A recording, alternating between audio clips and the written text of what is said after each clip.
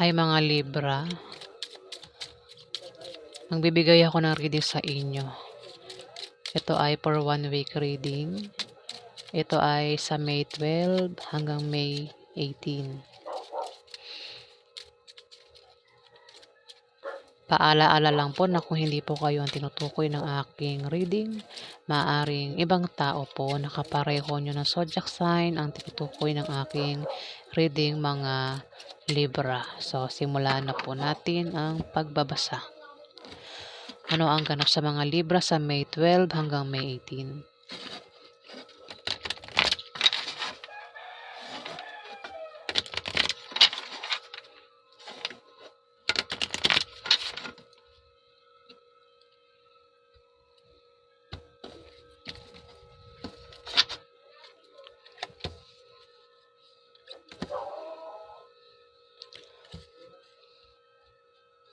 Libra, meron ka bang kapartner sa negosyo o kapartner sa trabaho? O maaaring kapartner mo yan, maaaring karelasyon mo, Libra, maaaring magkaroon ng alitan sa inyo sa linggong yan, Libra. Maaaring magkaroon ng problema sa inyo sa linggong yan, Libra. Maaari din na ikaw ay mag-apply ng trabaho sa linggong yan, Libra, sa May 12 to May 18. At maaaring sa iyong pagbabiyahe o sa iyong pag-apply ay may makikilala ka na bagong pag-ibig, Libra. Ayan. Maaari din na may trabaho ka, Libra, at maaaring nagbabala ka mag-resign sa trabaho mo dahil mag-a-apply ka sa ibang kumpanya. Gawin mo, pero huwag ka basta-basta mag-resign, mag-apply ka. I-sure mo muna na ikaw ay matatanggap sa applyan mo, Libra, bago ka mag-resign. Dito, kung meron kang negosyo, may paglago sa negosyo mo, sa linggong yan, kung meron ka namang trabaho, ayan, maaaring gumanda ang posisyon mo sa trabaho. Maaari naman, Libra, na may buntis dito. Pwedeng ikaw ang buntis o kung lalaki kang Libra, maaaring asawa mo ang buntis. Maaari din naman na sa pamilya nyo may buntis na, Libra.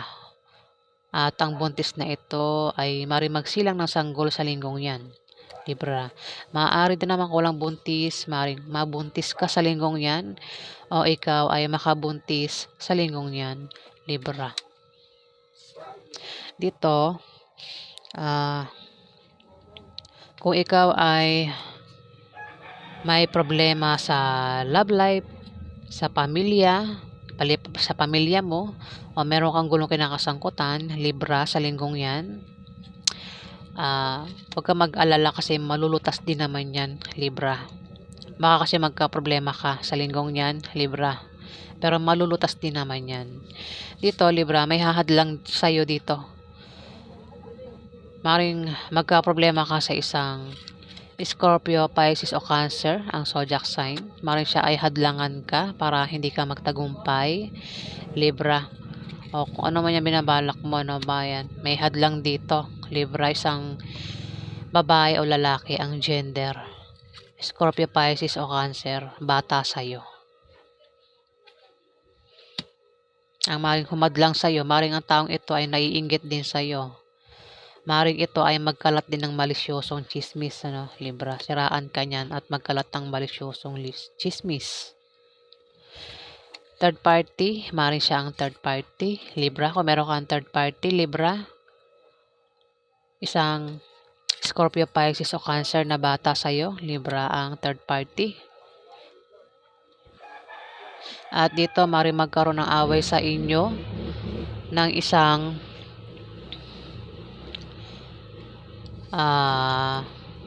maring magkaroon ng away sa inyo, Libra, ng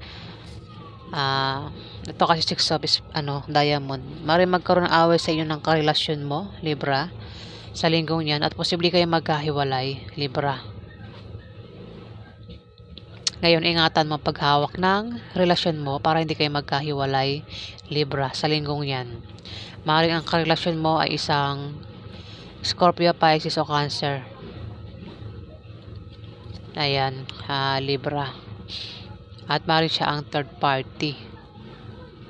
So, yan po ang ganap sa inyo mga Libra. Alamin pa natin ang ganap sa mga Libra. Ano pa ang ganap sa mga Libra sa May 12 hanggang May 18?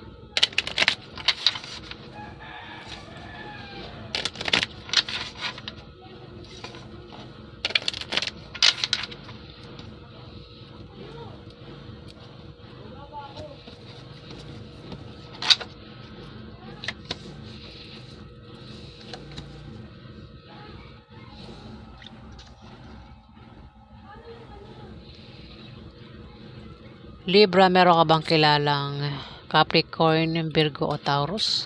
Bata sa'yo? Yan ay babae o lalaki ang gender. Maaari magkaroon sa kanya ng pagbabago. May mangyayari sa kanyang pagbabago. Libra. Maaring makatanggap din siya o maaring siya ay makatanggap ng balita na patungkol sa pera. May mabalitaan siya na patungkol sa pera. Ayan, nabubulol po ako.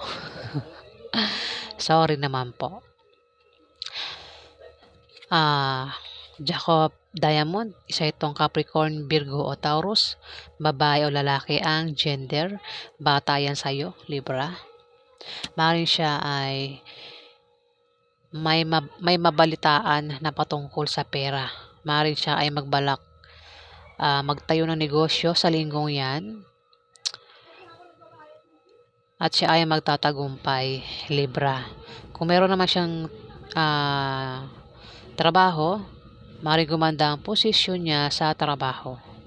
Kailangan niya lang magsipag talaga para tuloy ang pagpasok ng swerte sa kanya, Libra. Maring yan ay karelasyon mo, Libra. Pwedeng yan ay bata sa iyo eh. Pwedeng yan ay anak mo, kapatid mo, asawa mo, kung sino pa yan, Libra, bata sa iyo. Mag-ingat ka sa manloloko. Maring lokohin ka niyan, Libra, ng isang Capricorn, Virgo o Taurus. Maring magloko yan sa linggong yan. Maring karelasyon mo nga yan, Libra. At maring lokohin ka niya sa linggong yan. Lokohin ka niya, pwedeng sa pera, lokohin ka sa pag-ibig, o kung ano mang klaseng panloloko ang gagawin niya sa'yo, Libra. Ayan, ang taong ito ay hindi tapat sa'yo sa linggong yan. Ayan, mag-ingat ka sa kanya, Libra. Huwag ka magtiwala sa kanya, magtiwala ka lang sa payo ng taong pinagkakatiwalaan mo, Libra. Dito, mari ikaw ay mahirapang pumili kung sino sa dalawang minamahal mo o dalawang karelasyon mo ang pipiliin mo sa linggong yan, Libra. Maaari din na magkaroon ka ng mga maliit na pagbabagong mararanasan, Libra. Yan ay mga improvements na magmumula sa trabaho mo o sa pakikipagrelasyon mo, Libra. Yan ay pwedeng good or bad, depende sa kung paano mo titignan, Libra. Maaring may tao rin dito ang magta-travel, pwedeng ikaw, Libra, o itong karelasyon mo. O maaring ikaw nga, Libra, ikaw ay magta-travel. Ayan, may pag-travel ka dito sa linggong yan. At ang dahilan ng pag-travel ay maaring nakabili ka ng bagong bahay o dahil sa bagong business deal, Libra.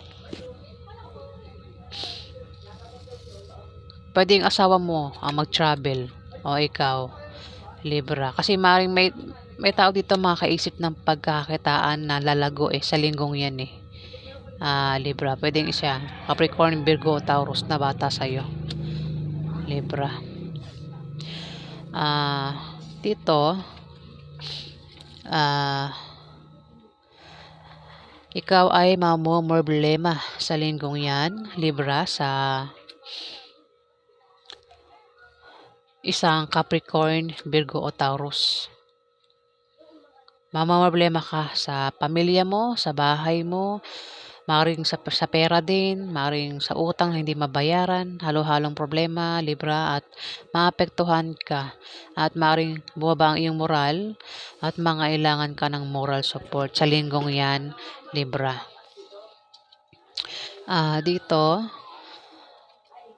may pag-travel ka nga at ang dahilan ng pag-travel mo ay maaaring ikaw ay nakabili ng bagong bahay na nalilipatan o dahil sa negosyo o dahil sa meron kang applyang trabaho o dahil meron kang papasyalang lugar, Libra. Maaari din ang dahilan ng pag-travel mo ay maaring puntahan mo ang iyong karelasyon kasi tumapa 3 of heart, Libra.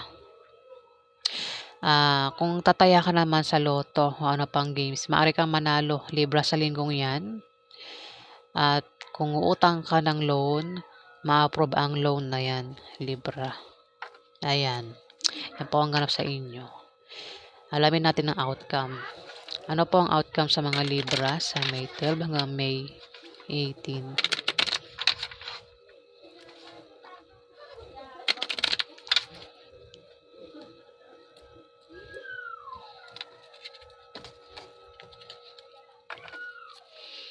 Ano po ang outcome sa mga Libra sa May 12 to May 18?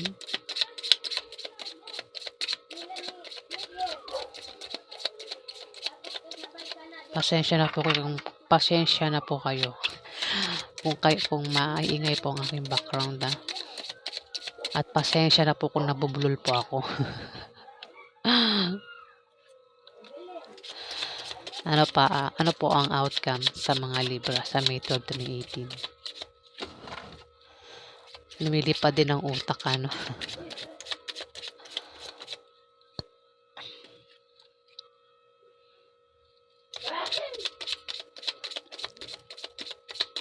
Mari kasi nasasagap ko ang ugali ni Libra, no?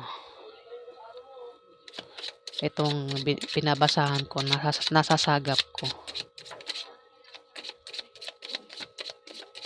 Ano po ang outcome kay Libra?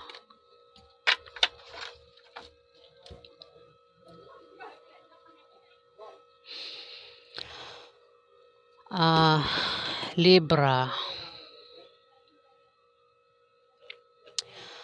kung magkaroon ka ng problema sa linggong yan, sa trabaho mo o sa negosyo mo, huwag kang mag-alala kasi may tutulong sa'yo at magtatanggol sa'yo. Yan ay mga bagong kaibigan na makikilala mo, Libra. O ikaw naman ay naghahanap ng kapartner sa negosyo o baka meron kang kapartner sa negosyo o sa trabaho mo, kilalanin mo siya mabuti, Libra, para magtulungan kayo at nang maiwasan nyo ang chismis sa linggong yan. At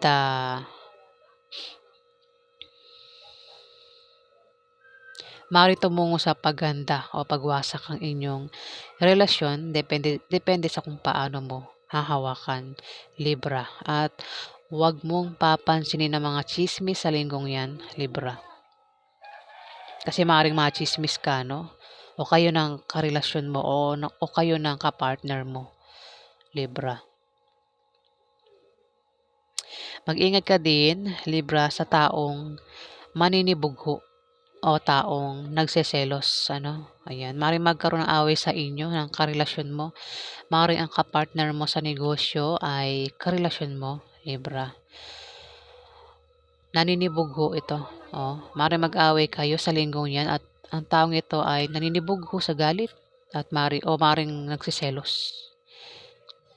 O maaaring kapartner mo sa negosyo, kasama mo sa negosyo mo o sa trabaho mo ang maaaring magkaroon ng alitan sa inyo sa linggong yan. Libra, maaaring mag-away kayo. Ayan. At ang taong yan ay maaaring makagawa ng bagay na ikasisira mo sa iba, Libra. Ayan. So, ayan po ang ganap sa inyo sa linggong yan, sa May 12 to May 18, mga Libra. Maraming salamat po sa mga nag-like, nag-comment, at nag-subscribe. Sa hindi ka po nakapag-subscribe, pakihit na lang po ang subscribe button, mga Libra. Ayan, so maraming salamat po guys.